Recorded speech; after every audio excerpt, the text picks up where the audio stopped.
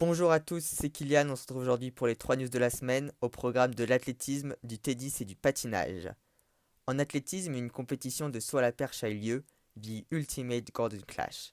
Depuis leur jardin, le français Renaud Lavillenie, l'américain Sam Kendricks et le recordman actuel suédois Armand Duplantis se sont affrontés dans une compétition différente à celle habituelle.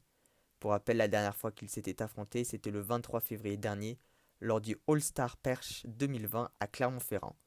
Armand Duplantis s'était alors imposé en franchissant la barre des 6 mètres 01.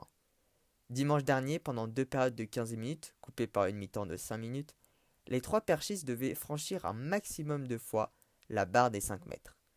À la fin de ces 30 minutes, Sam Kendricks avait réussi 26 sauts et Renaud Lavillenie ainsi que Armand Duplantis étaient ex-aequo avec 36 franchissements chacun.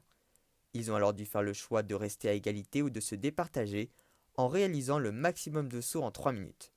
Alors que le jeune Suédois était partant, Renaud Lavillenie, épuisé, n'a pas voulu prendre le risque de se blesser et a préféré le partage de la victoire. En tennis, Youssef Ossam a été banni du tennis professionnel par le Tennis Integrity Unit. Le joueur égyptien de 21 ans, classé 820 à l'ATP, a enfreint 21 règles anticorruption.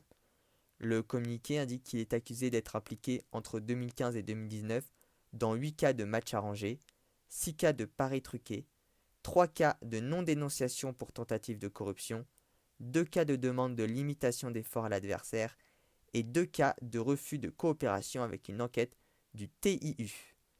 Comme le précise le communiqué, en raison de sa condamnation, M. Ossam est désormais définitivement exclu de la compétition ou de la participation à tout événement de tennis approuvé, organisé ou reconnu par les instances dirigeantes du sport.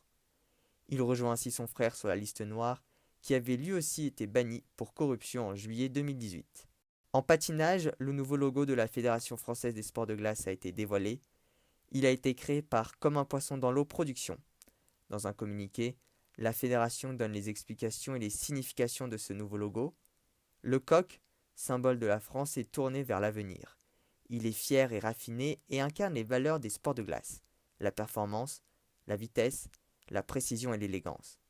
Il suggère, grâce à sa multitude de lignes, le renouveau de la fédération tournée vers toutes les disciplines, individuelles ou collectives.